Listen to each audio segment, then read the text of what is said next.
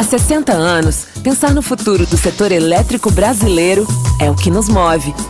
Somos a Eletrobras, a maior empresa de energia elétrica da América Latina. Desde 1962, geramos e transmitimos energia limpa e renovável neste país de dimensões continentais. De lá para cá, tivemos que nos superar inúmeras vezes e inovar sempre, para fazer a diferença na vida de milhões de pessoas em todas as regiões do Brasil. Seguimos em frente, investindo em novas soluções, com os olhos voltados para o amanhã, por um mundo mais sustentável, diverso e humano. Um lugar onde a energia limpa é a base do desenvolvimento para produzir, criar, inventar e transformar. O futuro começa em um segundo, e de uma coisa você pode ter certeza: ele vai contar com toda a nossa energia. Eletrobras, a energia da inovação.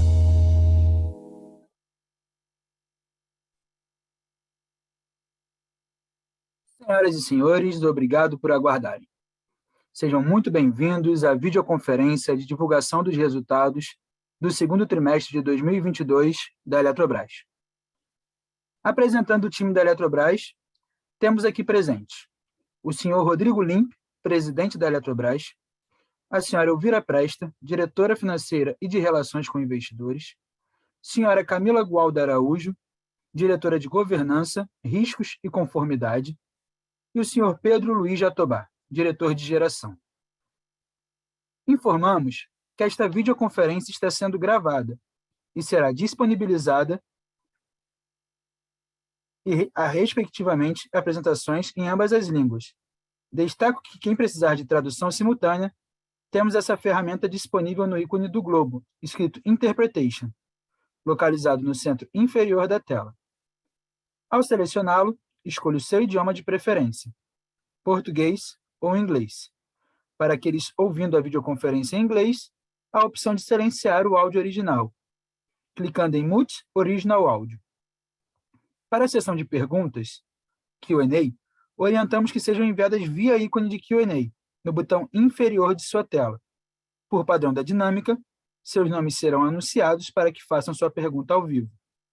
Neste momento, uma solicitação para ativar seu microfone aparecerá na tela. Antes de prosseguir, gostaríamos de esclarecer que eventuais declarações que possam ser feitas durante esta videoconferência, relativas às perspectivas de negócios da companhia, projeções, metas operacionais e financeiras, constituem-se em crenças e premissas da diretoria da Eletrobras, bem como em informações atualmente disponíveis para a companhia. Considerações futuras não são garantias de desempenho, pois envolvem riscos e incertezas, e, portanto, dependem de circunstâncias que podem ou não ocorrer. Os investidores devem compreender que condições econômicas gerais e outros fatores operacionais podem influenciar nos resultados expressos em tais considerações futuras. Agora, gostaria de passar a palavra para o senhor Rodrigo Limp, presidente da Eletrobras, para iniciarmos a nossa apresentação. Senhor Rodrigo, pode prosseguir, por favor. Muito obrigado. Boa tarde a todos. Cumprimento aqui inicialmente os colegas da diretoria, equipe da Eletrobras, já devidamente apresentados, e cumprimento especialmente todos que aqui nos acompanham hoje nessa nossa conferência dos resultados do segundo trimestre. A primeira, já no contexto da Eletrobras, após a capitalização, a Eletrobras privada. Então, isso nos traz uma satisfação ainda maior por estar aqui, que é sempre uma satisfação ter a oportunidade de apresentar os resultados da companhia, mas hoje estamos num cenário ainda mais especial aqui para todos que acompanham a Eletrobras ao longo dos últimos anos.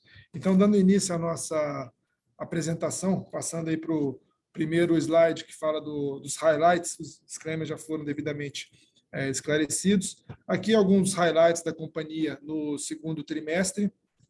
Sem dúvida, o maior destaque foi a conclusão do processo de privatização, da capitalização, em que houve a captação direta da Eletrobras no valor de 30,8 bilhões de reais, aqui já incluindo o exercício integral das ações do Greenshoe, por isso que chegamos a esse valor de 30,8 bilhões, superior ao valor mínimo previsto, que era o valor necessário para fazer o pagamento da bonificação de outorga. E aqui também, naturalmente, não considera os valores da oferta secundária realizada pelo BNDES. Então, esse é o valor que foi captado diretamente pela Eletrobras.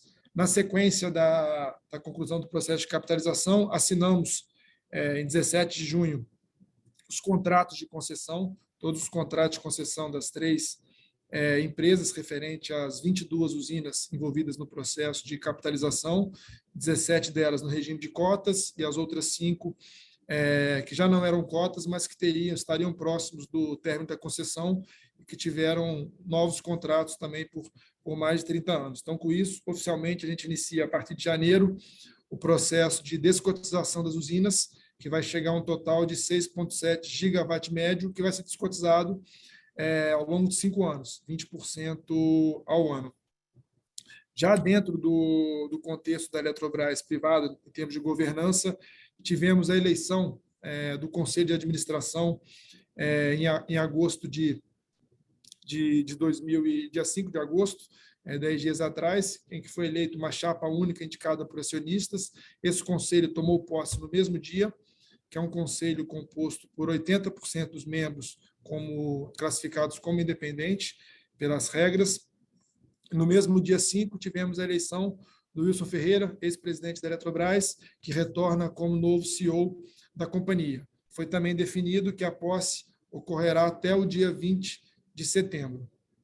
Ainda como highlights da companhia, aí não diretamente ligados ao processo de capitalização, tivemos a venda da C3ET, que tem efeitos no resultado desse trimestre, trouxe um reforço de 1,1 bilhão de reais de caixa, teve um efeito positivo no resultado, que será demonstrado mais adiante pela diretora financeira Elvira, e também o tema Saesa, que é um tema que vem sendo tratado pela companhia aí muito, de forma mais, bastante destaque, desde o resultado da arbitragem lá de fevereiro, teve diversos acontecimentos antes da capitalização e agora também pós-capitalização, em que tivemos a assunção do controle efetivo da companhia com a eleição do novo Conselho de Administração, incluindo a presidência do Conselho, que agora é exercida pela nossa diretora financeira, Elvira. Hoje temos consolidado os 72% de participação no controle da companhia,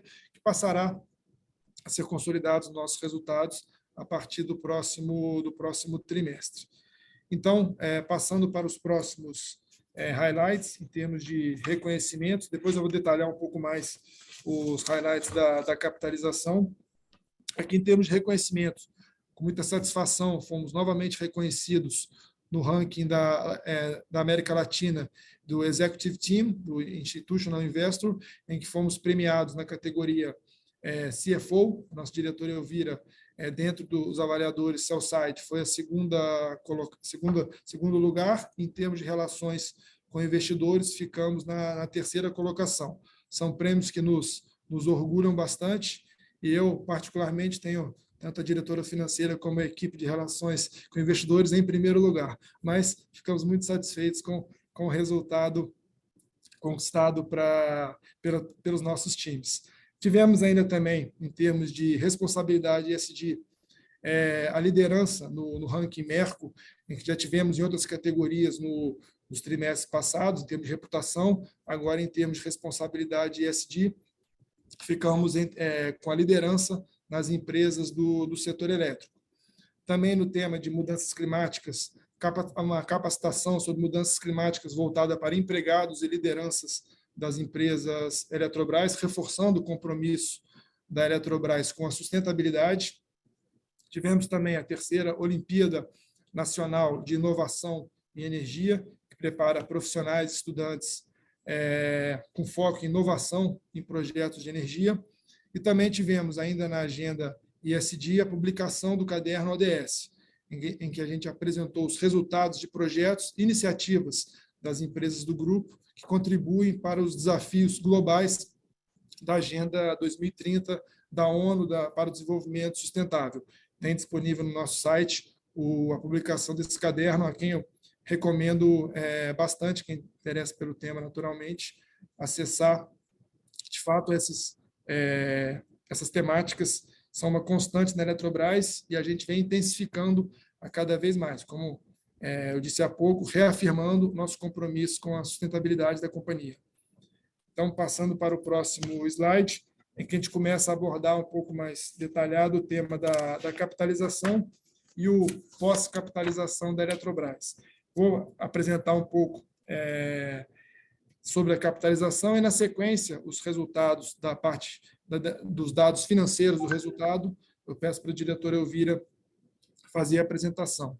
Aqui é um mapa mostrando a composição, a estrutura societária pré-capitalização e pós-capitalização. Temos aqui os principais acionistas do lado governamental, em que a gente olhando ali aquela linha, a subtotal União e entidades, a gente vê que a gente saiu de uma participação da União pré-capitalização de ações ordinárias 72% e 61% do capital total da companhia. E agora, após capitalização, temos 42% das ações ordinárias detidas pela União direta ou indiretamente e 39% do capital total, alcançando o objetivo da resolução do PPI, que estabelecia que a União deveria ficar no máximo com 45% das ações ordinárias. Então, esse valor abaixo de 45% é muito devido à emissão das ações do Greenshoe, conforme já citado, que aumentou a captação de recursos, a emissão de ações adicionais, que diluiu um pouco mais a participação da União. E com isso temos uma True Corporation, com voto limitado a 10%, como já apresentado em diversas ocasiões, e agora já efetivamente em vigor, como demonstrado na última Assembleia de Eleição dos Acionistas. Aqui tem novamente esse desenho, que já foi apresentado também em outras ocasiões, em que a Itaipu e Eletronuclear já passaram, de fato, para controle da Embipar, e a Eletrobras continua com as suas 5 subsidiárias diretas e ainda com uma participação relevante na Eletronuclear. Então, passando para o próximo slide, falando um pouco da governança da companhia nesse pós-capitalização, tivemos, como já citado, a eleição do novo conselho. Aqui temos a foto dos conselheiros eleitos, não todos, né, os que estiveram presencialmente e virtualmente tomaram posse, que são 8 conselheiros que tomaram posse no dia 5 de agosto, em que tivemos também, como já dito, a eleição do Wilson Ferreira como CEO da companhia. Tivemos, um pouco antes da Assembleia, em julho ainda, a criação da nova diretoria de regulação e relações institucionais, e no mesmo dia 5 de agosto, o Conselho, quando da eleição do presidente Wilson para CEO da companhia, também me elegeu como diretor da Diretoria de Regulação e Relações Institucionais, sendo que eu sigo ocupando o cargo da presidência e, interinamente, o cargo de diretor de regulação até a posse efetiva do presidente Wilson, que deve ocorrer até o dia 20 de setembro. Nós estamos, naturalmente, em contato com ele, que tem concluído o seu processo de transição na Vibra e que provavelmente será antecipada essa data do dia 20 de setembro. 2 conselheiros não tomaram posse ainda, né? Um informou que não tomará posse, o eleito Otávio Lopes, e o outro, Carlos Augusto Leone Piani, tem 30 dias para tomar posse a partir do dia 5 de agosto. Então, tem até o dia 4 de setembro para tomar posse no Conselho de Administração da companhia. Então, passando para o próximo slide. Aqui falar um pouco das prioridades estratégicas da Eletrobras pós-capitalização. Até antes de abordar esses pontos, é importante a gente destacar que a Eletrobras já vem trabalhando com o horizonte da capitalização há alguns anos. Quando a gente olha o plano estratégico da Eletrobras 2020-2035, ele já considerava, dentre outros cenários, naturalmente, o cenário com capitalização. Então, naturalmente, inclusive o nosso plano de negócios vigente, que foi aprovado no ano passado, também considerava o horizonte, o cenário da capitalização. Então, naturalmente, agora com a nova administração, novo conselho de administração, o retorno do presidente Wilson, isso naturalmente vai ser atualizado, mas o direcionamento, as principais estratégias, muitas já estão definidas nos documentos vigentes. E temos algumas prioridades. Uma delas, naturalmente, é a otimização de custos e despesas da companhia, com simplificação de estrutura, redução de despesas, que é uma frente que vai ser enfrentada com prioridade pela nova administração da companhia.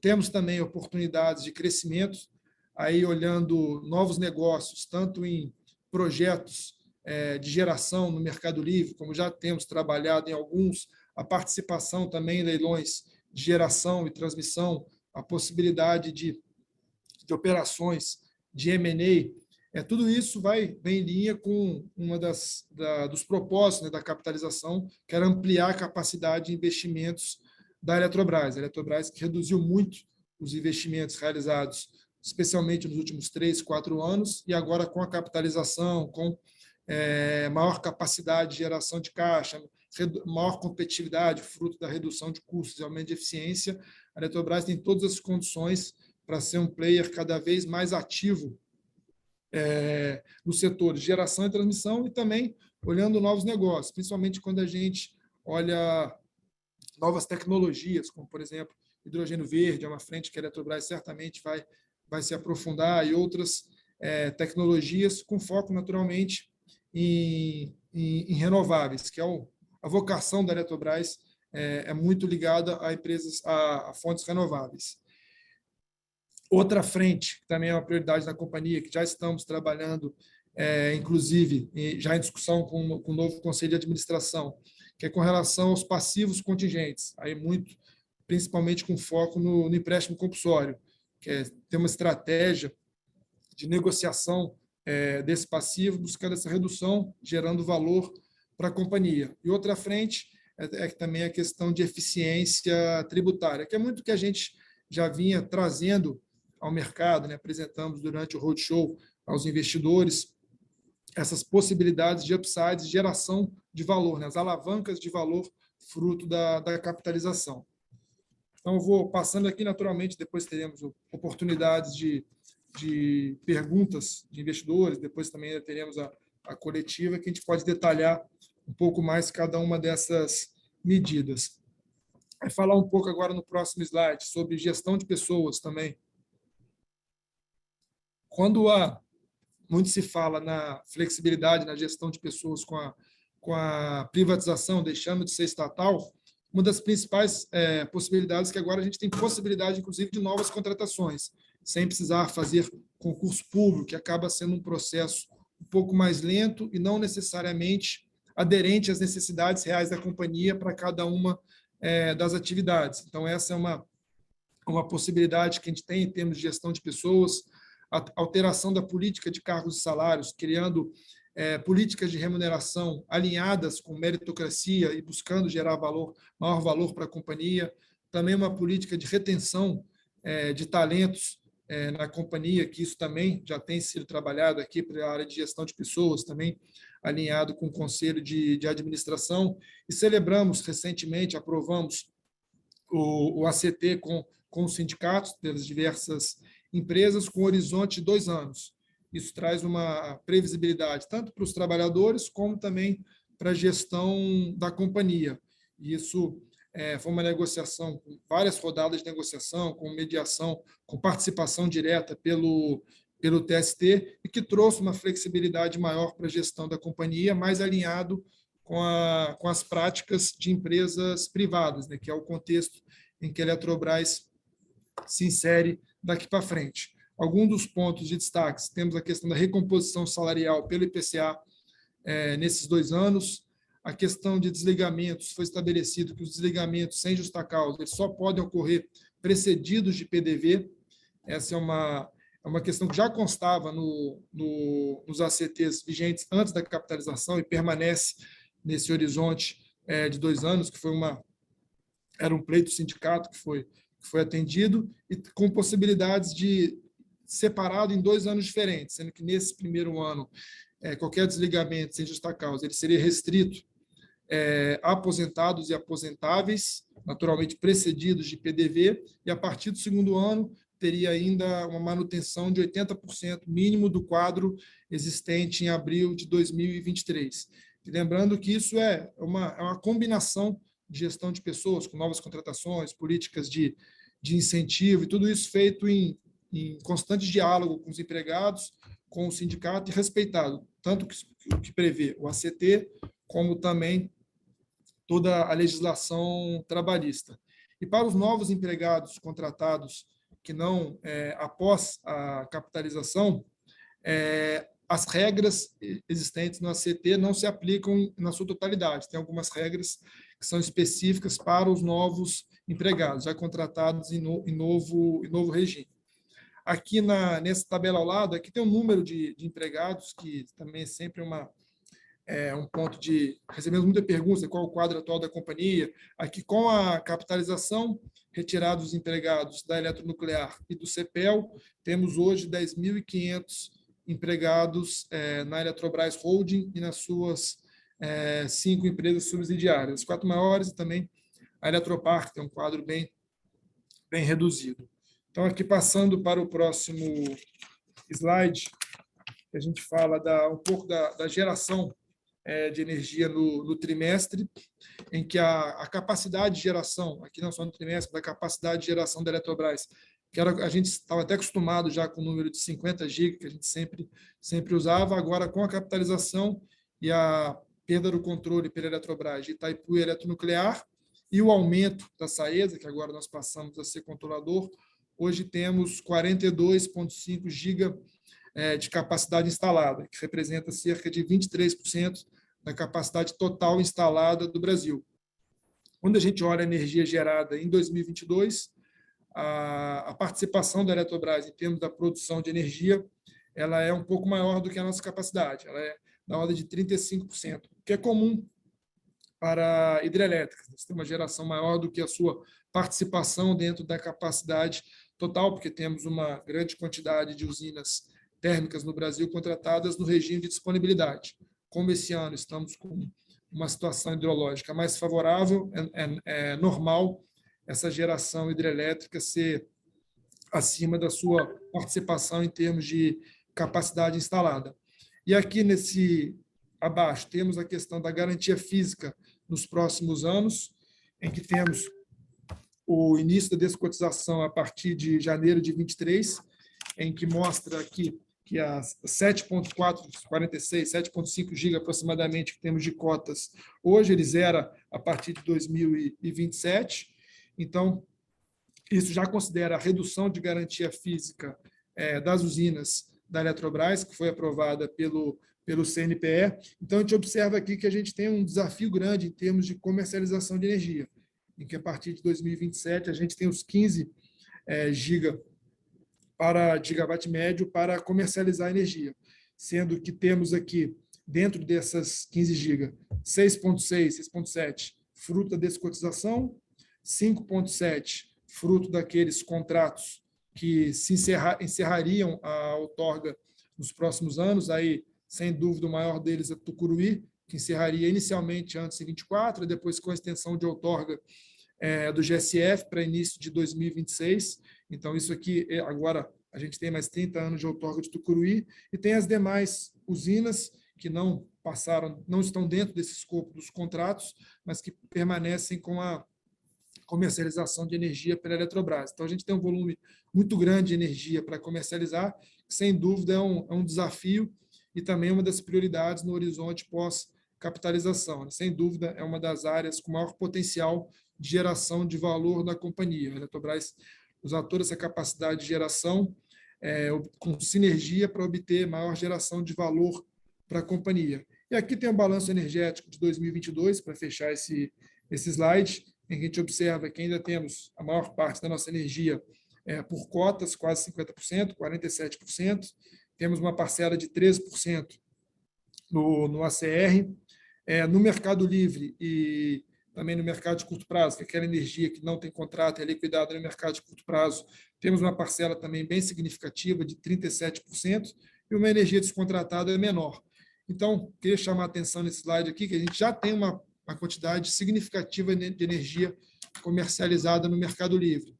Então, o que eu quero dizer com isso? Que a gente ter mais energia, a energia de descotização no Mercado Livre, não significa que a gente comece do zero uma operação no Mercado Livre. A Eletrobras já tem uma expertise em comercialização no Mercado Livre, que naturalmente agora a gente vai ter que agregar novos conhecimentos, aumentar a eficiência, porque a gente tem um volume muito maior, né? E um prazo de inserção dessa energia no mercado relativamente curto, de 5 anos. Então, a gente vai ter um desafio grande, mas o que nos traz confiança é que nós temos uma expertise grande e vamos buscar aprimorar essa política. É o trabalho que a gente já vem conduzindo ao longo dos últimos anos e temos acelerado, especialmente agora nos últimos meses, em termos da estratégia de comercialização, no curto prazo e também com horizonte de médio e longo prazo.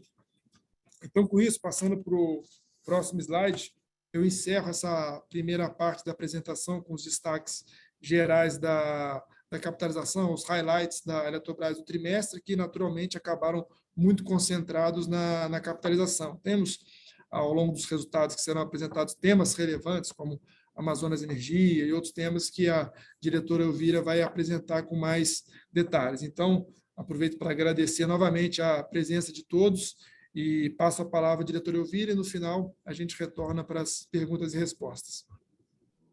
Obrigada, Lipe. Bom, boa tarde a todos que estão acompanhando a nossa conferência. A partir daqui, nós vamos falar com um pouco mais de detalhe do desempenho financeiro. Então, podemos passar, por favor, para o próximo slide, que traz os principais destaques. Então, os números que estão aqui do lado esquerdo mostram a receita, EBITDA de lucro líquido e os percentuais em relação ao mesmo período do ano passado. Então, a nossa receita líquida foi de 8 bilhões e 800 no trimestre, um crescimento de 19% em relação a 21, o EBITDA de 4 bilhões e 100, mais ou menos, 39% de aumento em relação ao ano passado, e o lucro líquido de 1 bi 400, que esse sim sofreu um impacto principalmente de variação cambial, a gente vai mostrar isso mais à frente, e traz então uma redução de quase 45% em relação ao mesmo período do ano passado. Aqui do lado direito a gente traz os highlights, tanto positivo como negativo, vou passar muito rapidamente, porque nós vamos entrar, né, no detalhe da maioria deles nos slides a seguir. Então, começando aqui pela parte superior do lado direito, dos dados positivos, nós tivemos um incremento importante de receita de transmissão, que cresceu 35%, quase 1 bilhão e 300, está muito relacionado aos ativos da RBSE. Nós tivemos o efeito líquido dos lançamentos da capitalização, que nós também vamos apresentar em um slide à parte, são 742 milhões. O presidente Limpe já mencionou que nós tivemos a venda das ações que nós tínhamos na C3E transmissora, isso trouxe um efeito líquido, ele mostrou que foi um efeito caixa de 1 bilhão e 100, mas o efeito líquido, né, considerando o valor que nós tínhamos contabilizado, foi de 453 milhões. Também tivemos um efeito positivo da alienação da participação dos 50% da Itaipu Binacional, que somou quase 900 milhões de reais.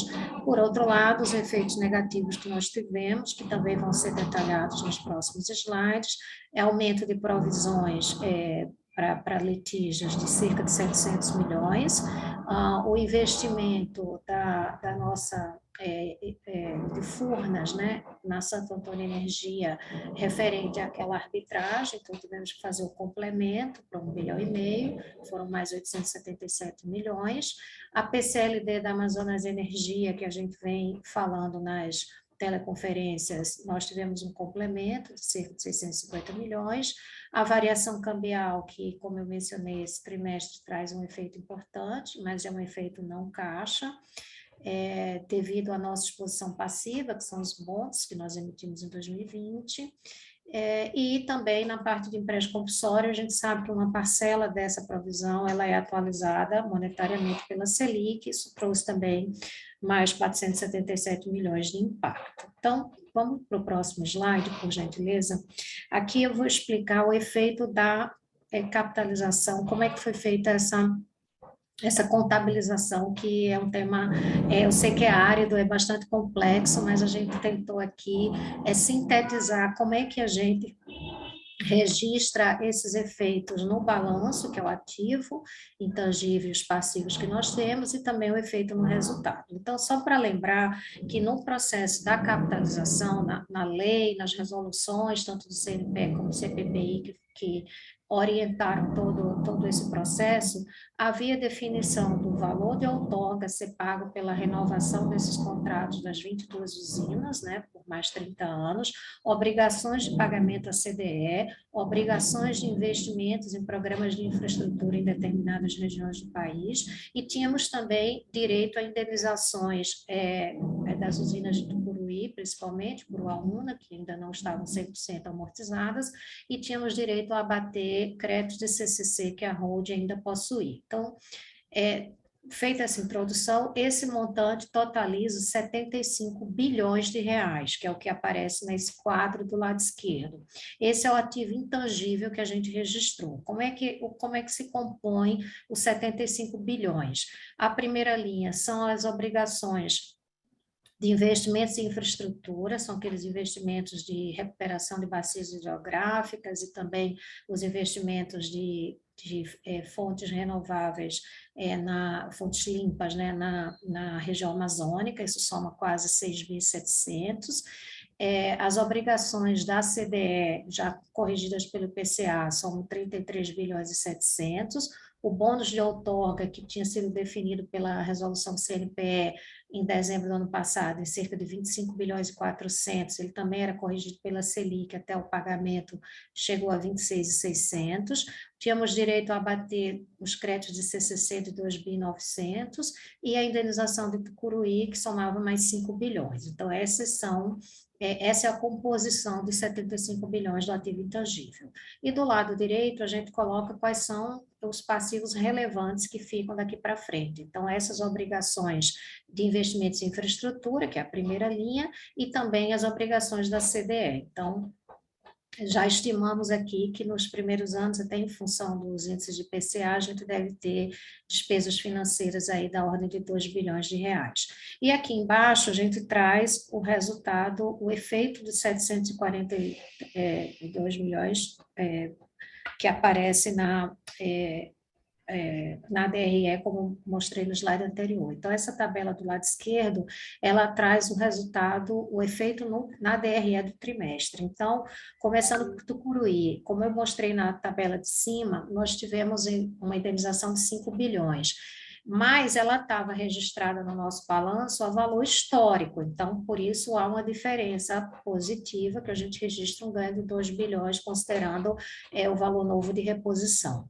A transferência de Itaipu, que a empresa tinha também valor histórico do valor original do capital de construção de Itaipu, a correção, conforme definido no tratado e na modelagem do BNDES, trouxe, então, esse ganho de 1 bilhão e 98. Por outro lado, também a resolução do CNPE definia que alguns valores de indenização de geração não seriam mais devidos, e houve alguns outros valores residuais que não foram contemplados, então nós tivemos que fazer a baixa, isso totaliza quase 2 bilhões de reais, 1 bilhão e meio mais 475, de maneira que o efeito bruto de tudo isso é 1 bilhão e 200, líquido de PIS e COFINS, isso dá um efeito de 742 milhões positivo no resultado do segundo trimestre. E aqui à direita a gente chama a atenção dos valores relevantes. Então, o follow-on, como disse o presidente Limpo, foi de 26.362, mais os 4 bilhões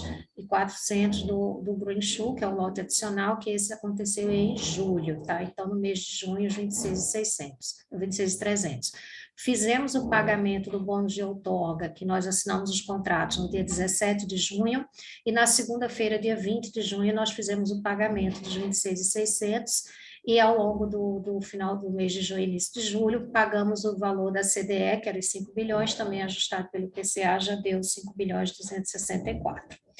Bom, então podemos passar para o próximo slide, em que a gente fala um pouco do contexto, né? Então, esse segundo trimestre ele foi marcado por uma melhora das condições hidrológicas do país, a gente vê isso no gráfico da esquerda, do GSF, e também no PLD, o gráfico da direita, que o nível de preço agora já está praticamente no piso, é uma situação diferente do que a gente tinha no ano passado, no auge da crise hídrica. E apesar de estar com preços menores, né, e ter uma melhor situação hidrológica, isso não nos impactou no resultado da geração. Nós conseguimos performar, que é o que a gente vê no gráfico de baixo. A coluna do lado esquerdo são os resultados do segundo trimestre do ano passado, e agora do lado direito esse segundo trimestre. Então, nós saímos de uma receita de 5 bilhões e 100 para 5 bilhões e 200 na geração, um crescimento aqui de 137 milhões de reais, de receita, e a gente vê nas barrinhas, a cor azul mostra o ambiente livre, em que nós tivemos um aumento de preço de R$ 167 por megawatt-hora para cerca de R$ 192 nesse trimestre. A barra amarela representa o ambiente regulado, que são contratos também que têm cláusulas de correção, e a barrinha verde, que são as cotas que também têm os seus contratos corrigidos, mas como a gente sempre chama atenção, o link mostrou que a energia de cota representa em torno de 47% do nosso volume, mas como vocês veem aqui no gráfico, é em torno de 20% da receita nesse trimestre. Passando para o próximo slide, nós temos, então, a demonstração de resultado do exercício. Então, essa tabela do lado esquerdo, como sempre, a gente apresenta primeiro, as 3 primeiras colunas são os números reportados no IFRS, e depois nas colunas à direita, excluindo os efeitos chamados não recorrentes, de maneira que a gente possa avaliar o resultado recorrente. E aqui à direita a gente chama a atenção de alguns itens. Como tem vários slides ainda à frente com gráficos, eu vou só chamar a atenção de alguns pontos, porque a gente vai ver isso com mais detalhe. Então, começando pela primeira linha, que é essa linha destacada em azul, é a receita bruta, houve um crescimento de 17% no trimestre, como já havia mencionado, o principal destaque aqui é o aumento da receita de transmissão, de 1 bilhão e 200, quase 1 bilhão e 300, em que tem muita relação também com o reperfilamento da RBSE e aquela solução do CAE, que isso aconteceu no terceiro tri do ano passado. Portanto, quando a gente compara com o segundo tri do ano passado, esses efeitos ainda não existiam. Então, isso explica em grande parte esse aumento. Na linha de PMSO, que está destacada em amarelo, nós tivemos um aumento de 13% no IFRS e 21% em bases recorrentes, e o principal impacto aqui é o acordo coletivo, mas eu vou mostrar isso com mais detalhe mais à frente. Na linha de provisões, que nós temos um incremento significativo, basicamente a Amazonas Energia e a Santo Antônio, nós também vamos destacar em outro slide, e o resultado financeiro, está destacado em verde, como mencionado, nós tivemos um impacto negativo não caixa, da variação cambial de 1,5 bilhão, e também no não recorrente o efeito da correção, a atualização monetária sobre os empréstimos compulsórios, que é pela Selic. Com isso, a gente chega a um lucro líquido de 1 bilhão e 400 na visão IFRS, ou 1 bilhão e 800 na visão recorrente. Então, vamos passar com um pouco mais de detalhe. Próximo slide, por favor. Aqui a gente apresenta a evolução da receita bruta. Então, como eu acabei de mencionar, ela cresceu 17%. Então, a gente olha as barras azuis mais escuras na parte interna do gráfico. Nós saímos de cerca de quase 9 bilhões de receita bruta no trimestre passado, no mesmo trimestre do ano passado, para 10,5 bi. E esse aumento ele foi majoritariamente explicado pela transmissão, são 993 milhões que vocês veem aqui no gráfico, em verde, destacado aqui no centro, que está relacionado ao aumento da RBSE, no reperfilamento efeito do CAE. Além disso, a gente tem tido um sucesso no trabalho de reforços e melhorias, ampliação da rede básica existente, e isso tem trazido também, só na Cheste foram mais de 350 milhões de receita nesse período. Passando para o próximo slide, a gente traz um detalhamento da receita de geração, que subiu 137 milhões no período, e aqui a gente vê pelos ambientes de negociação. Então, a tabela aqui do lado esquerdo, na parte superior, ela traz os ambientes em que a gente negocia, ou seja, o contrato ambiente regulado, o ambiente das cotas, os contratos bilaterais e a liquidação do curto prazo. Então, na primeira linha, que são os contratos regulados, o volume foi praticamente em linha com o mesmo período do ano passado, mas com a correção prevista nos contratos, nós tivemos aí um aumento de receita. As cotas, correção também contratual, e no contrato bilateral, embora a gente tenha tido uma pequena variação de negativa de volume, a gente conseguiu colocar contratos com preços melhores, e tem também o impacto de um dos contratos relevantes que nós temos na Eletronorte, no consumidor industrial, que tem cláusulas de dólar, reajuste de GPM, etc. Isso tudo explica esse aumento. E a linha azul clara, que é a do curto prazo, nós temos, então, o efeito do PLD, que está muito baixo, isso é o que traz 300 milhões a menos. Então, aqui embaixo a gente vê os destaques, né, no ambiente regulado. Tivemos um efeito positivo de 165 milhões, cotas agregou 79 milhões, os bilaterais agregaram 239 milhões, mas, por outro lado, no curto prazo, que é o azul claro aqui na CCE, a gente tem uma diminuição de 310 milhões. O PLD a gente vê nesse gráfico, nessa tabela do lado direito, na parte superior, que o ano passado ele estava acima de R$200 e agora está no piso aí de R$55. Passando, então, para o próximo slide, a gente sai da parte de geração e agora vamos falar do PMSO, que são as nossas despesas operacionais, né, de pessoal, material, serviços e outros. O gráfico de cima é o padrão IFRS, onde a gente demonstra um aumento de 13%, e embaixo, em bases recorrentes, que é um aumento de 21%. A barra verde, a coluna verde, corresponde à parte de pessoal, que, como vocês veem no gráfico, ainda é a nossa principal despesa, né? Ela corresponde a quase 50%, um pouco mais no IFRS, e como está destacado aqui no lado direito, eu já havia mencionado rapidamente, o principal impacto aqui é exatamente do acordo coletivo, porque nós acabamos de fechar agora, no mês de junho, o ACT deste ano, e o IPCA foi mais alto do que o ano passado, né, de 12%, e no mesmo período do ano passado, nós ainda não havíamos fechado o acordo coletivo do ano passado, que ele só foi fechado mais para o final do ano e trouxe um IPCA de 6,76. Então, na prática, nós estamos tendo os dois impactos de acordo coletivo neste trimestre, não tínhamos no trimestre anterior. Então, isso explica, em grande parte, esse aumento de pessoal. Nas demais, em serviços e outros, aqui à direita tem alguns números, mas são números menos relevantes. Então, eu chamaria realmente a atenção a esse impacto do acordo coletivo que foi já mencionado. Vou passar para o próximo slide para falar das provisões operacionais, que é sempre um tema constante aqui nos nossos resultados. Então, a tabela aqui do lado esquerdo mostra que no mesmo período do ano passado nós tivemos cerca de 900 milhões de constituição de provisão, e esse ano esse número subiu de forma importante para 2 bilhões e 200.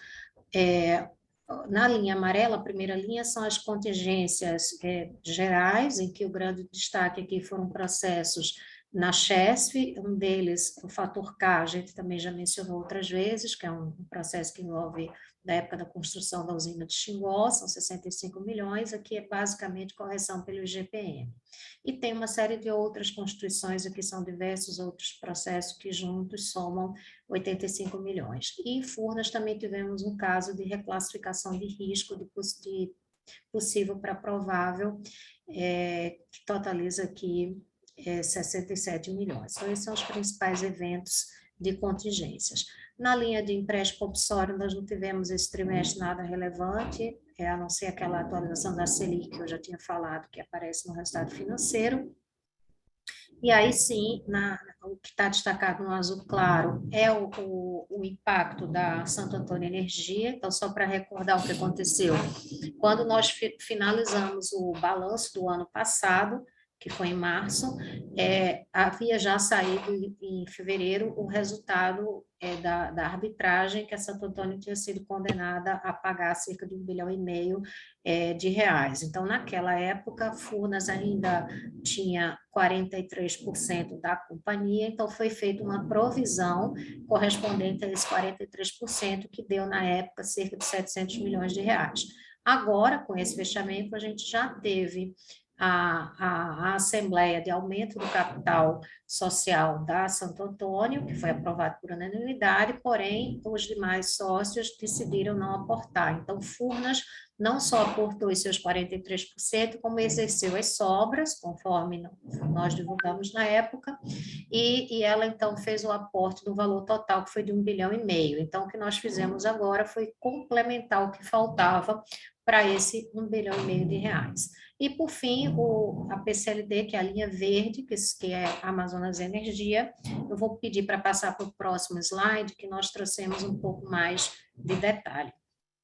Então, aqui a situação da Amazonas Energia, que no trimestre passado a gente mostrou que já estávamos com 50% de provisão em relação ao valor total, que é muito mais do que o vencido. E aqui esse trimestre a gente incrementou um pouco mais e agora chegamos a quase 60% de provisão. Então, aqui do lado esquerdo são os grandes números, então o total de créditos que nós temos a receber, incluindo a holding e incluindo a Eletronorte, que é a parte de energia, soma quase 7 bilhões e 100. O valor vencido até o momento é de 1 bilhão e 200, e o que a gente já tem de provisão soma 4 bilhões 183 milhões, que é 59% do total. E aqui à direita a gente detalha um pouco mais na tabela esses números. Então, na linha de cima, a gente vê a dívida financeira com a Hold, 4 bilhões e 200, que é a dívida que existe ainda decorrente do processo lá do edital da privatização da distribuidora. O valor vencido são 417 milhões e temos 2 bilhões provisionados. E a tabela do meio aqui de baixo é a dívida com a Eletronorte, a dívida de energia, que é oriunda lá da operação da antiga Amazonas GT. Uma parte, o que está no corrente, a gente até destacou aqui embaixo, que a partir de maio desse ano houve uma nova portaria que regulamentou a possibilidade da Amazonas Energia liquidar aquela diferença da sobrecontratação, ela receber isso mais rápido, não no processo normal de revisão anual, e isso permitiu que ela, a partir de maio, começasse a pagar praticamente, se não a totalidade, muito próximo do valor mensal. Mas ela ainda tem dívidas antigas que já foram pactuadas, que são os ICDs, que está aqui na segunda linha, que também são instrumentos de confissão de dívida, de forma que o total de dívida da Amazonas Energia com a Eletronorte é de 2 bilhões e 800, dos quais 2 bilhões e 100 já estão provisionados. E a última linha é exatamente o que eu mencionei aqui do lado esquerdo. Bom, seguindo o próximo slide, a gente traz também de forma gráfica a evolução do EBITDA, que cresceu em bases recorrentes 6%, saindo de 4 bilhões e 600 no ano passado para 4 bilhões e 800 agora, que são essas barras azuis mais escuras. Os principais eventos que explicam esse crescimento, primeiro, naturalmente, é a receita líquida, a ROL, que cresceu 1 bilhão e 400, que nós já mostramos que a maior parte vem da transmissão, né, cerca de 1 bilhão e 280 de transmissão e cerca de 137 milhões de geração. Tivemos aqui alguns outros efeitos que um pouco se compensam e tivemos aqui o impacto negativo, que é o aumento de provisões aqui de 1 bilhão de reais. O próximo slide é o gráfico do lucro líquido, também da mesma maneira, a gente teve uma queda em bases recorrentes de 60%, né, em base IFRS 45%, e o grande impacto aqui vem exatamente da variação cambial, que nós tivemos aqui 1,5 bilhão, esse é um evento que, como já mencionei em outros trimestres, ele é não caixa, ele impactou, então, aqui o nosso resultado financeiro por conta do aumento expressivo que a moeda teve nesse trimestre. Também tivemos aqui o impacto, né, o EBITDA, ele sobe menos do que nos trimestres anteriores por conta do impacto da PCLD também, né, da Amazonas Energia, e aqui no não recorrente a gente chama a atenção do empréstimo compulsório, aquela correção da Selic, né? Bom, então, concluindo aqui a DRE, a gente vai se aproximando aqui do final, passaremos para o próximo slide, que é o slide dívida líquida EBITDA, da nossa posição de caixa, e aqui nós fizemos um exercício de um proforma, que aparece nesse gráfico do lado esquerdo, porque como o distrato, né, do acordo de acionista da Santo Antônio só aconteceu em julho, bem como a eleição, né, do novo Conselho de Administração, a consolidação da Santo Antônio nos nossos balanços, ela se dará a partir do terceiro trimestre.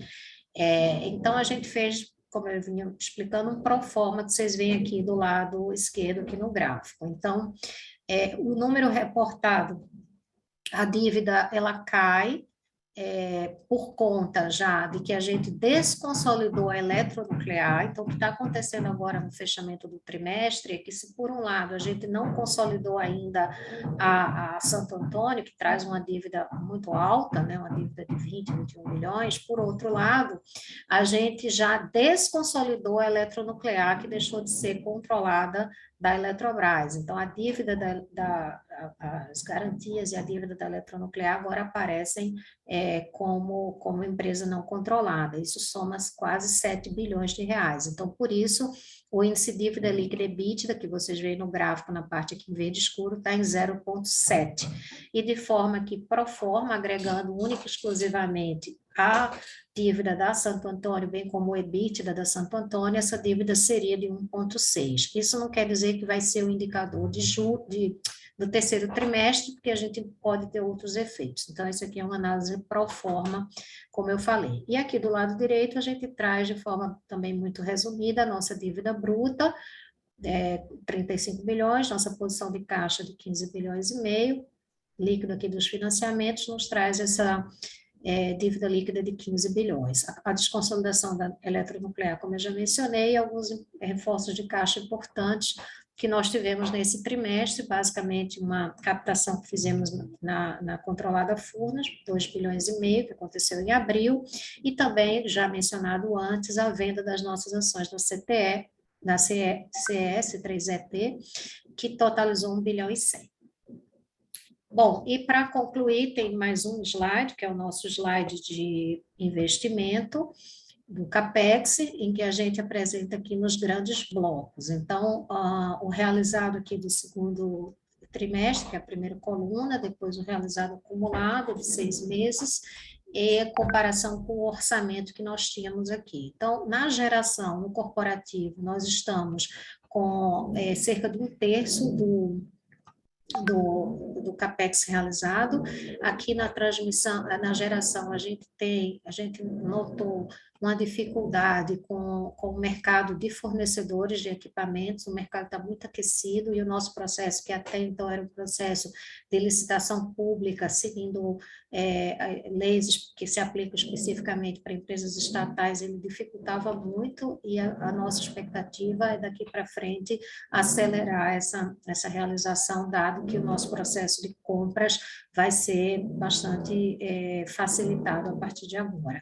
A transmissão a gente tem conseguido acelerar, estamos aqui com cerca de 90% de resultado já realizado, e aí eu chamo a atenção aqui na linha de SPS, em que tem um número muito, muito relevante, 1 bilhão e 600, que é exatamente 1 bilhão e meio do aporte que Furnas fez na Santo Antônio Energia. Como essa posição é de junho, em que a gente ainda não consolida, é por essa razão que aparece como SPE. A partir do próximo trimestre, quando a gente já tiver Santo Antônio consolidado, esse investimento ele vai fazer parte do corporativo aqui, junto com os demais investimentos de geração. E a gente também segregou a eletronuclear, está na penúltima linha aqui, considerando que nós também deixamos de consolidar a eletronuclear. Bom, então acho que com isso eu encerro aqui a apresentação e nós podemos agora passar para a sessão de perguntas e respostas. Muito obrigada. Agora, daremos início à sessão de perguntas e respostas. Pedimos, por gentileza, que os façam todas as perguntas de uma só vez, aguardando a resposta da companhia. Lembrando que, para fazer perguntas, orientamos que sejam enviadas via ícone de Q&A, no botão inferior de sua tela. Por padrão da dinâmica, seus nomes serão anunciados para que façam sua pergunta ao vivo. Nesse momento, uma solicitação para ativar seu microfone aparecerá na tela. A nossa primeira pergunta é do Arlindo Souza, analista Sell-Side da TC.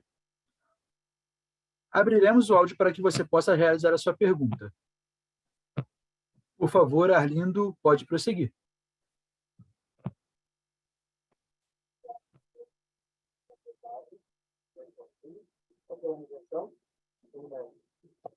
Oi, boa tarde. Queria entender se vocês poderiam dar uma visão geral da estratégia de comercialização conforme o cronograma aí da saída do regime de cota. Obrigado. Ok, obrigado, Arlindo. Esse, como eu disse, é um dos temas prioritários para a Eletrobras e ele não surgiu agora com a conclusão do processo de capitalização. A companhia já vem se preparando para aprimorar a sua política de... Ainda está falando? Já vem trabalhando para melhorar o seu processo de comercialização, buscando maior sinergia e otimização da sua comercialização há alguns anos, especialmente desde a criação da política de comercialização que a gente já vem implantando nas nossas empresas, com criação de regulamentos, regimentos. Temos um comitê de estratégia de comercialização da companhia, que é presidido pelo presidente da companhia, com participação, naturalmente, da área de comercialização de todas as empresas. Então, a gente já vem numa sequência desse trabalho de aprimoramento da nossa política e, naturalmente, agora, com a conclusão do processo e início da descotização, aumenta o nosso desafio. Temos uma quantidade maior de energia, bem maior de energia.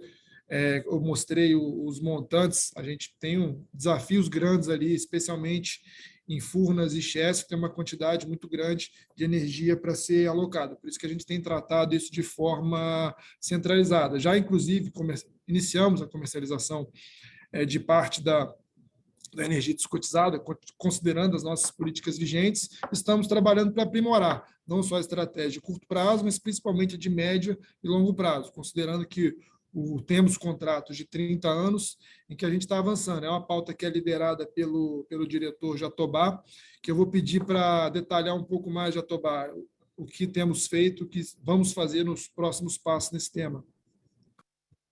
Perfeitamente, presidente. Conforme foi dito, esse é um cenário que para nós já estava sendo desenhado e nos últimos 3 anos a gente tem avançado no sentido de estruturar o processo de comercialização para permitir uma atuação integrada das empresas. Como bem disse o presidente, isso significa que nós já alteramos processos importantes, estamos concluindo a implementação de um sistema integrado de comercialização que vai permitir fazer com que a carteira e a gestão de clientes seja feita como se fosse uma única empresa, né?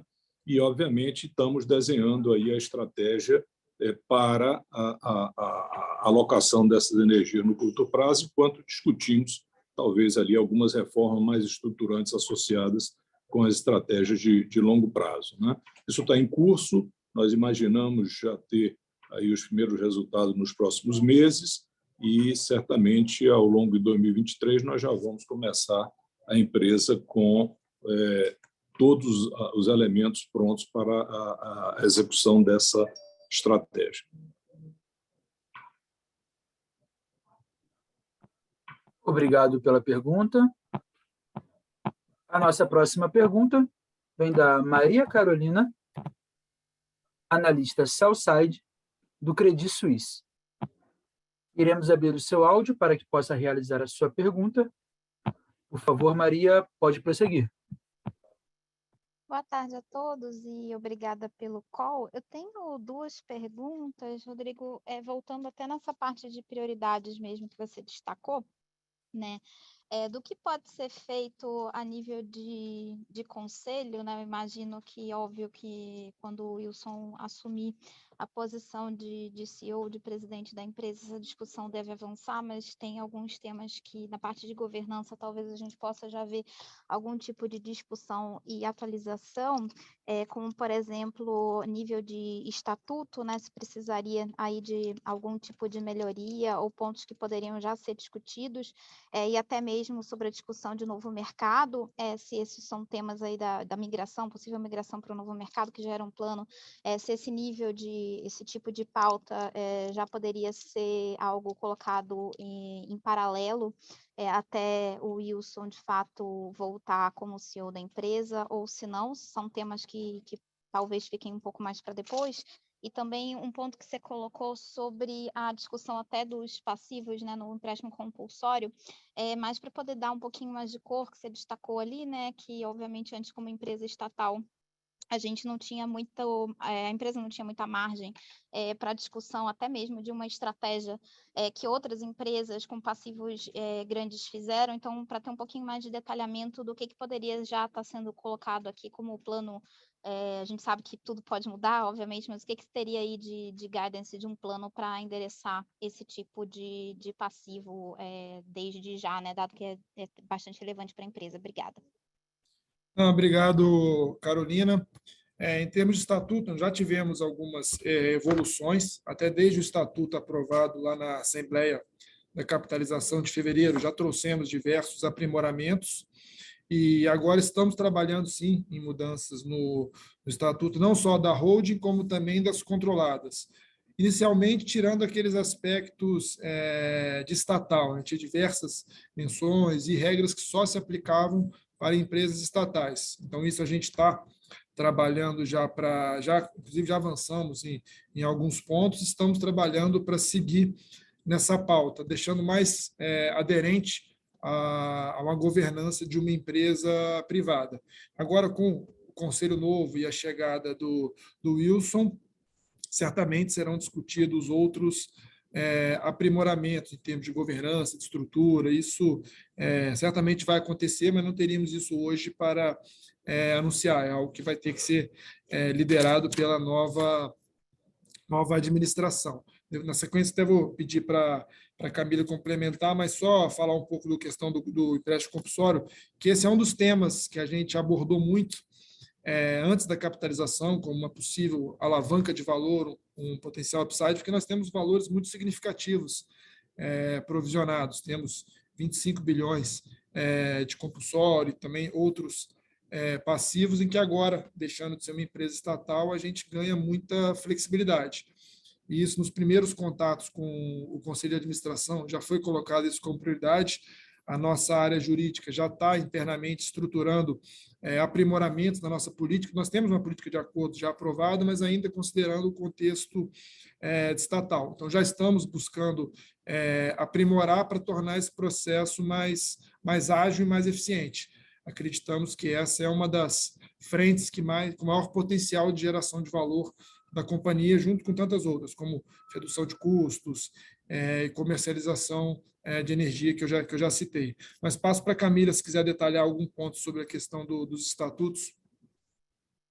Obrigada, Limpe. Boa tarde. Espero que esteja me ouvindo bem.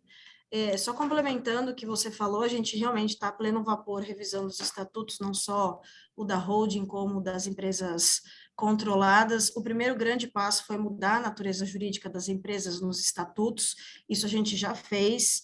Todos os estatutos foram aprovados em assembleia, a gente já conduziu isso nesse mês passado, porque era uma questão, inclusive uma questão tributária, a gente precisava correr com essa alteração. Por óbvio, a gente está agora passando por todas as demandas, tudo que existia de questão estatal, né, de 13.303, que a gente precisa excluir do estatuto, já está sendo feito. Aqui pela holding, principalmente, a gente precisa aderir às questões de novo mercado, que é o nosso plano, né, migrar para o novo mercado. Então, a gente já está vendo o que o estatuto precisa considerar para está incorporado ao novo mercado, né? Por exemplo, as questões de arbitragem, etc. Então, isso tudo a gente está trabalhando agora, por óbvio, né? Com o novo conselho, com o Wilson voltando, a gente tem que passar isso tudo com eles, mas isso está em pleno processo agora, né? Então, enfim, eu acho que na próxima videoconferência a gente vai ter muito mais coisa para poder reportar, porque agora é work in progress. Mas sim, estamos trabalhando nisso neste momento. Obrigado, Camila. Tá bom. Passando aí para... Não sei se esclarecemos, Carolina, senão a gente passa para a próxima pergunta. Esclareceu. Obrigada, viu? Obrigado a você. A nossa próxima pergunta vem do André Sampaio, analista Sell-Side do Santander. Por favor, André, pode prosseguir. Boa tarde a todos. Eu tenho algumas dúvidas. A minha primeira dúvida, se vocês puderem explicar um pouquinho, a gente tinha uma expectativa, devido ao avanço do processo da Decoradora Roma, uma potencial redução dos passivos contingentes possíveis para remoto. Eu queria entender se isso de fato já aconteceu e mesmo assim o número subiu do primeiro tri para o segundo trimestre, ou se isso ainda não foi realizado, e se não foi, qual o motivo, se tem alguma expectativa em relação a isso. Então, primeira pergunta em relação à Decoradora Roma. A segunda dúvida, se vocês puderem explicar um pouquinho em relação ao planejamento para as participações, né? Se vocês já têm alguma coisa mapeada agora ou se vocês vão esperar a entrada do Wilson. E aí eu digo principalmente em relação às empresas listadas, né? Se a ideia seria vender ao preço de mercado que a gente está vendo hoje ou talvez esperar uma melhor condição de mercado para se desfazer desses papéis que já são listados. Perfeito. Obrigado, André, pelas duas importantes, relevantes perguntas. Então, primeiro sobre o caso Roma. Ele segue no possível. Lembrando que o entendimento da companhia sempre foi no entendimento do repetitivo, que já era vigente. Mas como tivemos algumas decisões divergentes do repetitivo ao longo dos anos, por isso ele ficou no repetitivo. E agora, com o caso Roma, nós reforçamos o nosso monitoramento da atuação do juiz, dos tribunais, no sentido de buscar a possibilidade de revisitar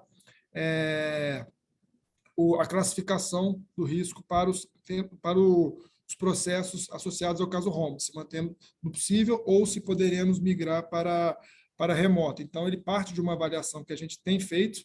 O fato de ter a decisão do caso Roma nos dá bastante segurança jurídica, reforça a nossa segurança jurídica na tese. Entretanto, precisamos fazer esse monitoramento para termos segurança em fazer essa reclassificação do risco. Isso deve acontecer aí após um curto período de tempo, caso a gente tenha de fato essa convergência dos tribunais de acordo com esse entendimento, para que seja possível a gente fazer essa reclassificação. E no segundo ponto, no planejamento das participações, nós aprovamos no ano passado o plano de alienação de coligadas das empresas listadas, em que a gente está sempre aberto a avaliar as oportunidades, olhando naturalmente alguns critérios. O primeiro deles é a gente ter a disponibilidade das ações para que a gente possa fazer alienação, porque muitas dessas ações eram dadas como garantias em processos judiciais. Então, a gente tem feito um grande trabalho aqui liderado pelo jurídico de liberação dessas ações dadas em garantia. Tivemos êxito em diversas delas, nós publicamos nas demonstrações financeiras a evolução, em que a gente consegue observar a evolução. A gente tem a convicção que a gente conseguiu uma expertise que a gente consegue fazer bem mais rápido essa liberação do que fazia algum tempo atrás. Tivemos êxito no caso da C3ET e algumas participações de distribuidoras, também já estamos aí com praticamente 100%, no caso da Coelce é um exemplo. Então, esse é um ponto que a gente avalia, a disponibilidade das ações. Naturalmente, tem a avaliação quanto a gente considera o valor da empresa e quanto está o valor de mercado, e também se é um ativo estratégico ou não, sendo que, naturalmente, o core business da companhia é geração e transmissão. Então, a gente é aberto, sim, a fazer essas avaliações e analisamos ali no caso a caso. E a liberação das ações, porque caso apareça uma oportunidade, a gente tem a possibilidade de fazer essa alienação de forma séria, desde que ela traga, naturalmente, valor para a companhia. Naturalmente, com a chegada do Wilson, agora com a nova Conselho de Administração, a gente vai discutir todos esses temas, e essa é uma discussão que já vem há bastante tempo amadurecendo na companhia. Então, acho que sobre esse ponto era isso. Não sei se respondeu, André, não sei se alguém quer complementar algum ponto, se eu vir, alguém quer complementar alguma. Não, eu ia só falar rapidamente, Limpe, em complemento, que o André também perguntou sobre momento de mercado, né, do preço ser maior ou menor. Na verdade, mais do que isso, a gente precisa realmente acelerar a liberação dessas ações que ainda estão bloqueadas, mas que isso tem sido um processo que a gente aprendeu demais com isso e a gente já teve muito sucesso. O próprio exemplo que nós falamos aqui durante a apresentação da alienação das ações da C3E transmissora foi um exemplo desse processo. A gente tinha uma privatização, né, acontecendo lá no Rio Grande do Sul, pela regra do edital haveria a possibilidade de a gente alienar também no processo TH-Log, então a gente concentrou todas os nossos esforços para fazer essa liberação. Então é algo que a gente agora continua, né, com outras empresas, e tão logo a gente tem essas ações liberadas, a gente vai ver o melhor momento de fazer a alienação, mas continuamos sim trabalhando fortemente para cumprir esse plano. Obrigado, Elvira. Então, passamos. Está respondido, André? Tem mais algum ponto? Tá ótimo, Rodrigo. Se eu puder só fazer uma complementação aqui, vocês comentaram da questão de ser ou não ser estratégico, né? A gente está com esse processo da C3E geração, em princípio, que acabou de ser concluído. Esse seria um evento onde vocês poderiam replicar o que vocês fizeram na transmissão? A gente vai aguardar o recebimento da proposta, né, que tem o prazo para ser feito, para que a gente faça a avaliação considerando esses critérios, né? A questão do interesse em manter, a estratégia de manter esse ativo e também o valor a ser ofertado versus o valor que a gente entenderia como adequado. Sem dúvida, é uma possibilidade, sim. Obrigado, pessoal. Obrigado a você, André. Podemos passar para a próxima. A nossa próxima pergunta vem do Henrique Peretti, analista sell-side do JP Morgan. Iremos abrir o seu áudio para que você possa realizar a sua pergunta. Por favor, Henrique, pode prosseguir. Boa tarde, Limpe. Obrigado pela oportunidade. A minha pergunta também é na linha das participações estratégicas, né? A gente viu na imprensa recentemente algumas notícias sobre alguns acionistas de Belo Monte interessados em vender suas participações minoritárias no projeto, né? Somariam aí 20%, a Eletrobras tem hoje praticamente 50%, mas não consolida. Então, minha pergunta seria, a Eletrobras teria interesse em consolidar, obviamente, né, pelo preço certo, Belo Monte, e quais seriam, na visão de vocês, aí, as alavancas de valor? Por que seria interessante para a Eletrobras, né, consolidar Belo Monte? Porque assim, eu entendo que a parte de prejuízos fiscais você conseguiria utilizar se você tivesse 100% do projeto e incorporasse ele em alguma das subsidiárias. Então, tirando a parte dos prejuízos fiscais, por que faria sentido, né, passar a consolidar Belo Monte, se faz sentido, né, para vocês? Obrigado. Obrigado, Henrique. Acho que após o processo da Santo Antônio, a gente acabou fazendo um movimento de Santo Antônio muito fruto da necessidade temporal por causa da questão do resultado da arbitragem. Então, a gente acabou agindo de forma rápida para manter a saúde da empresa, digamos assim. Mas, naturalmente, estava no horizonte, após a capitalização, fazer uma avaliação desses ativos estratégicos em que a gente tem uma participação relevante, se faz sentido a gente ampliar ou não a nossa participação. Isso, naturalmente, vai ser feito para outros empreendimentos. Belo Monte é um que certamente será avaliado e que traz, naturalmente, um ativo de geração das maiores usinas do Brasil, aumenta a capacidade de comercialização da companhia, e tem o benefício de você poder pensar em consolidar. Por outro lado, você tem uma dívida elevada em Belo Monte, que também traz um ponto para ser considerado numa possível avaliação.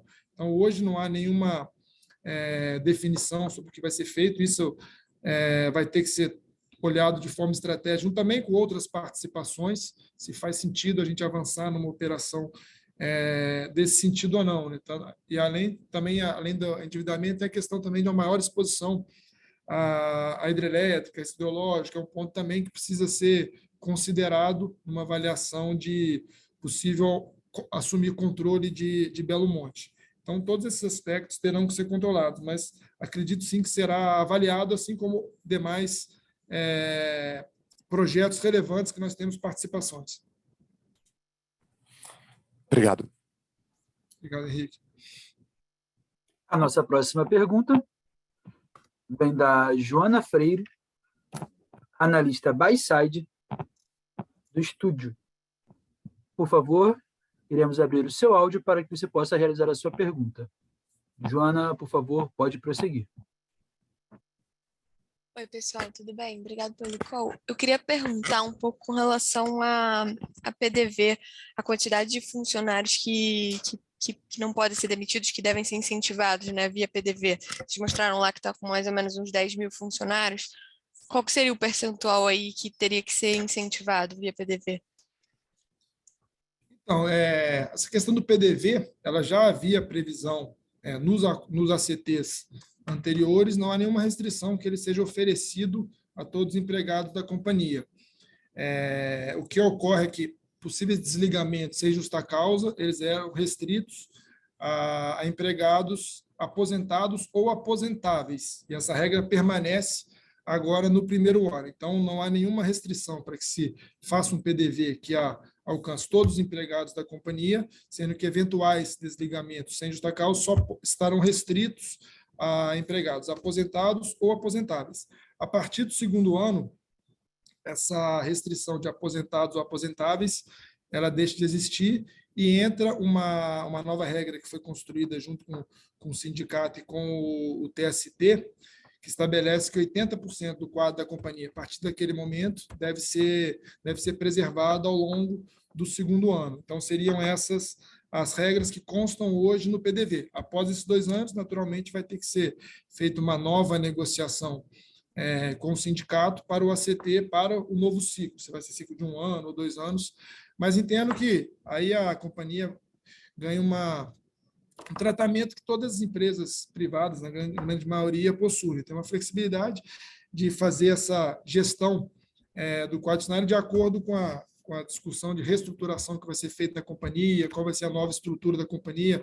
É uma discussão casada com o que vai acontecer com a companhia em termos de estruturação. Não é uma discussão que não deve ser feita de forma isolada, junto também com a contratação de novos empregados, políticas de retenção de talentos. Acho que por isso que a gente colocou no slide um item de gestão de pessoas como um todo. Isso não deve ser avaliado de forma individual. E essas discussões de PDV, todas elas, o próprio ACT prevê isso, que ela deve ser feita em conjunto com o sindicato. Né? Ele é discutido com o sindicato os critérios, e é estabelecido critérios mínimos para que seja ofertado o PDV nos próximos 2 anos, que é o período de vigência do ACT.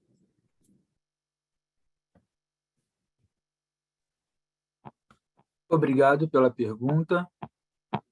A nossa próxima pergunta vem do Marcelo Sá, analista Sell-Side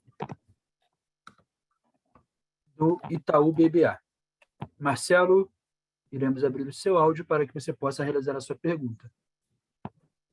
Por favor, Marcelo, pode prosseguir. Oi, pessoal. Obrigado pelo call. Eu tenho algumas perguntas. Acho que primeiro, em relação às deduções fiscais que vocês podem ter, referente aos ganhos que foram reconhecidos por conta da privatização, né? Então, só queria entender esses movimentos. Eu entendo que 75 bilhões de reais que foram reconhecidos no intangível, isso deveria ser amortizado ao longo de 30 anos e, portanto, essa amortização deveria reduzir o seu earnings before taxes, reduzindo, obviamente, o imposto a ser pago. E eu entendo também que, em relação aos passivos que foram reconhecidos, né, que seria perto ali de 40 bilhões, que é o 32 bi da CDE, mais o montante referente aos fundos setoriais, né, que a forma como isso vai impactar o resultado seria uma despesa financeira que vai incidir sobre o resultado, né, e que deveria ser a correção equivalente ao WOC mais inflação, reduzindo também o imposto a ser pago. Primeiro, confirmar se esse entendimento está correto. E a segunda pergunta é em relação a Santo Antônio, né? Os sócios não subscreveram o que deveriam ter subscrito, né?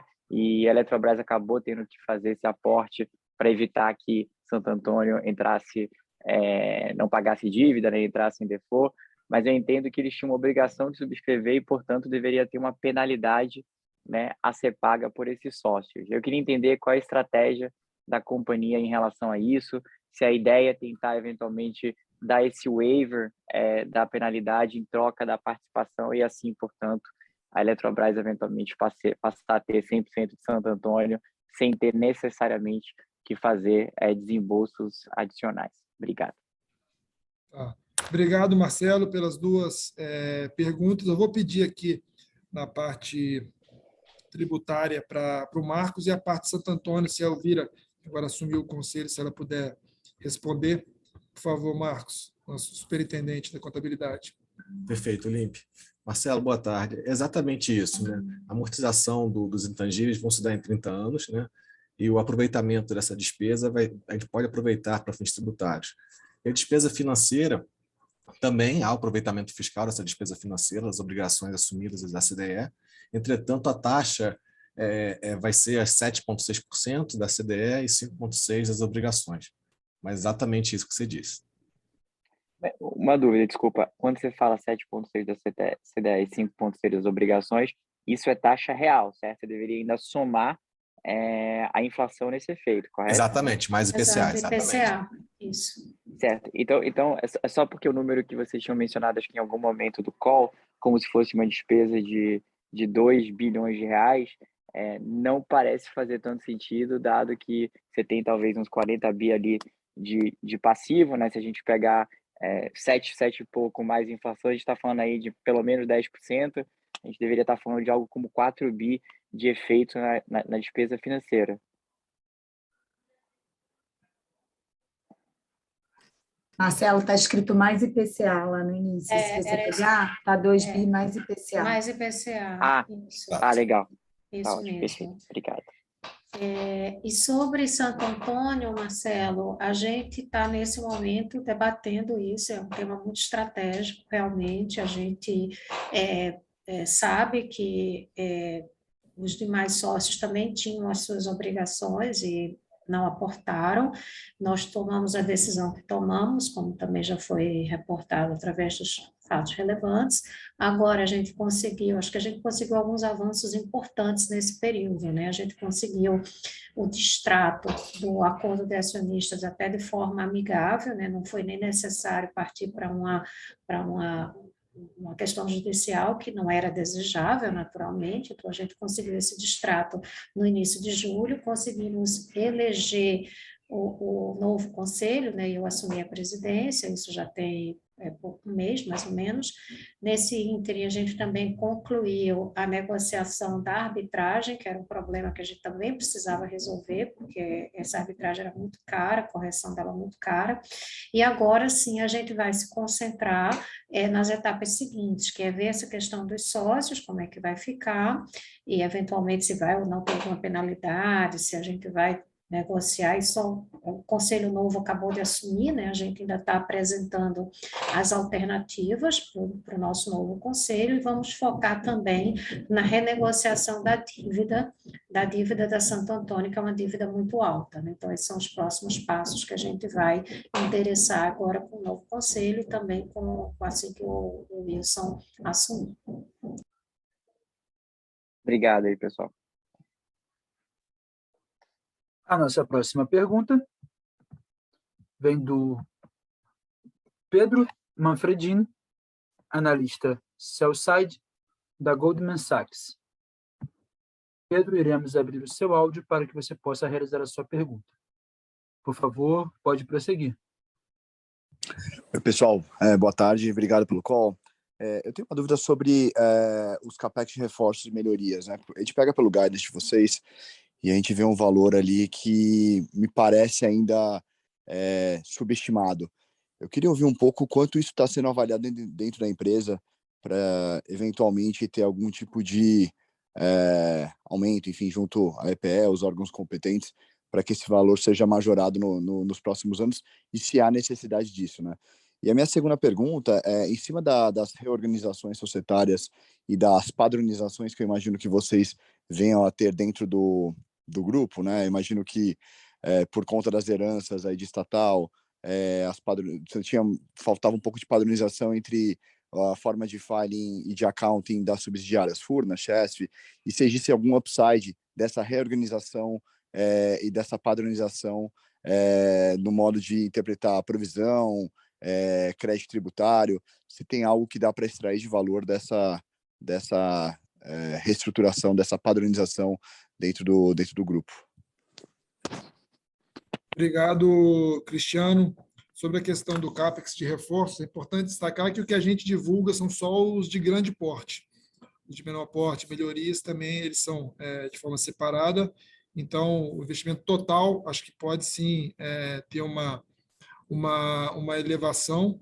E o setor de transmissão, ele vai ter, aí não só falando de reforço, mas de forma ampla, ele vai ter um desafio muito grande em 2023, porque tem uma quantidade muito grande de obras a serem listadas, temos bipolos de corrente contínua a serem listados, então temos o setor vai ter um desafio muito grande, tanto as empresas como os fabricantes, construtores, então isso pode gerar alguma discussão, sim, com o poder concedente, no sentido de apresentar as dificuldades que talvez gere alguma alteração em valores, isso acho que vai ter que ser discutido, porque, de fato, o montante de investimentos previsto para ser contratado no ano que vem, além dos reforços ordinários, ele é muito significativo. Então, hoje não temos essa definição de aumento de CAPEX, mas isso pode, sim, ser discutido. Sobre essa questão de upsides entre a Eletrobras e as controladas, eu vou pedir para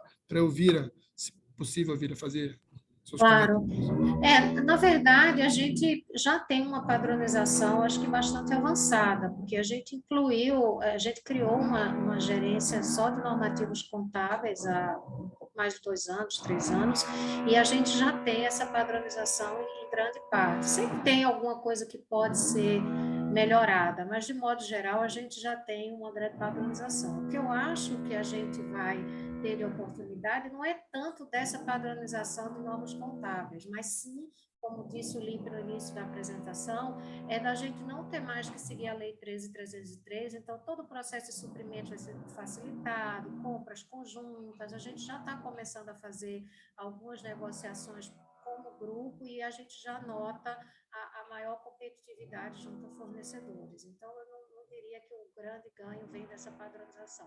Agora, sempre tem um ganho de aprimoramentos da forma como a gente reporta, né, os nossos relatórios. Excelente. Deixa eu aproveitar também aqui a oportunidade, ainda assim, na área de CAPEX, né, de investimento, a gente, pelo plano, claro, quando a gente tenta limpar o que é investimento indicativo de expansão e tudo mais, e olhando para a manutenção de geração, né, a gente tenta referenciar com um benchmark aqui do setor, principalmente casos de empresas que passaram por privatização recente, né? E tentar achar alguma métrica para ver o que é CAPEX recorrente e manutenção de geração. Posso estar enganado, tá? E a minha pergunta é em cima disso. Se o CAPEX de manutenção e geração que vocês colocam no plano, ele não parece estar superdimensionado e também ele vai passar por algum tipo de reavaliação. E eu estou usando como referência lá o CAPEX da CESP, né, da Oren hoje, por exemplo, que não é o CAPEX por megawatt-hora, por megawatt, enfim, é muito menor do que o que está dentro do plano de vocês, né? E quando a gente faz esse ajuste, seja para isso ou seja para um peer group um pouco maior, parece que o CAPEX, o investimento que vocês colocam ali, ele é um pouco superdimensionado. Só se existe espaço para a revisão disso, isso também vai ser algo que vai passar agora para a Eletrobras pós-capitalização por algum tipo de reperfilamento, de escrutínio um pouco maior. Se o Jatobá quiser fazer alguns comentários, depois eu coloco alguns pontos também. Sim, obrigado, Cristiano, pela pergunta. Eu acho que ali entra também um fator de diferenciação dos ativos da Eletrobras das outras empresas, né? Nós temos os ativos hidroelétricos, principalmente os mais antigos do setor, e todos estão já num momento em que necessitam de investimento de revitalização. Só para ter ideia, hoje nós temos cerca de 20% da capacidade instalada em processo de modernização. Os grandes empreendimentos, tanto das maiores usinas da Eletronorte, da Chesf, né, principalmente, estão em processo já de contratação de modernização. A isso se soma, claro que isso vai ser revisado com a empresa privatizada, porque o nosso sistema de procurement vai mudar, então isso vai permitir negociações mais flexíveis, mas é importante também destacar que a capitalização trouxe a obrigação de nós apresentarmos ali, num horizonte de 3 anos, para o poder concedente, uma avaliação do potencial de modernização associada ao que eles chamam de aproveitamento ótimo, isso está na redução do CNPE. Então, isso vai nos exigir aí fazer uma análise mais aprofundada em cima dessas 22 usinas que foram descotizadas, né, para se verificar ali quais são os potenciais que nós teríamos ali de modernização, de melhorias aí em cima desses ativos. Então, tudo isso está sendo considerado e certamente virá refletido aí nos planejamentos a partir do próximo ano. Obrigado, Tobara. Só esse ponto que eu queria destacar também às vezes, da particularidade de alguns dos nossos ativos, mas certamente essa revisão vai acontecer sim agora com a nova gestão. E eu já deixa eu te aproveitar, quando você fala de modernização, a gente pode esperar dentro desse plano algum aumento de alguma dessas modernizações poderia acarretar em aumento de garantia física dessas plantas, ou é puramente modernização para manter a usina rodando por mais uma par de anos aí sem ter grandes problemas, o famoso overhaul, né? Nós vamos discutir ali vamos dizer assim, os requisitos disso, mas na interpretação literal do que está previsto lá na resolução do CNPE, está aberta a possibilidade de você efetivamente promover melhorias, expansões que permitam aumento da garantia física, sim. Tá bom, excelente. Puder só uma última pergunta sobre a questão dos fundos de pensão, né? Eu sei que vocês têm diversos planos aí dentro da Eletrobras, e se tem, dentro das discussões de vocês, algum upside para fazer migração de plano agora, né, da pós-privatização, enfim, se vai ser proposto isso dentro das melhorias e mudanças da nova Eletrobras, se isso também está no plano.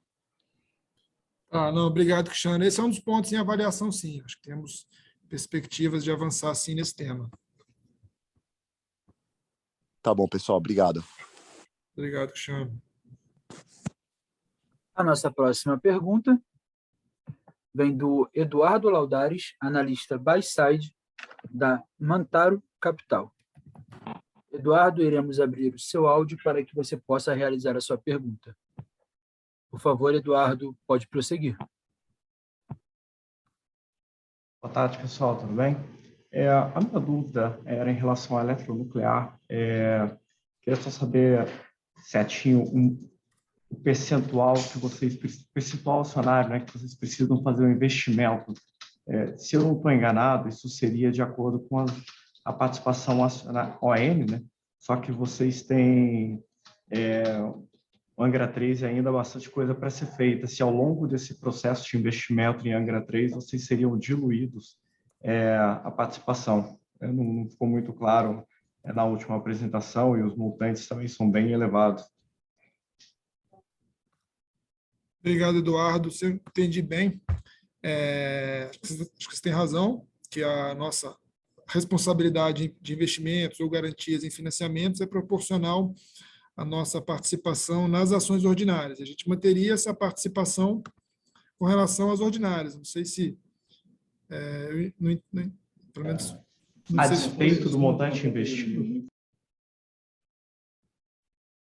sei se o Vira tem uma visão diferente. Não, se eu puder complementar, Eduardo, acho que a sua pergunta, quando a modelagem foi feita, a modelagem do BNDES, ela prevê que, como a eletronuclear agora ela está reestruturada em termos de capital, porque houve o aporte de 3,5 bilhões de reais pelo novo controlador, que é a Embipar, isso é caixa, né? E nós capitalizamos também os adiantamentos que nós tínhamos feito no passado. Aí agora a gente deixou de ser a controladora, embora a gente ainda tenha a maior parte do capital social, mas a gente tem em torno aí de 36% das ONs. Então,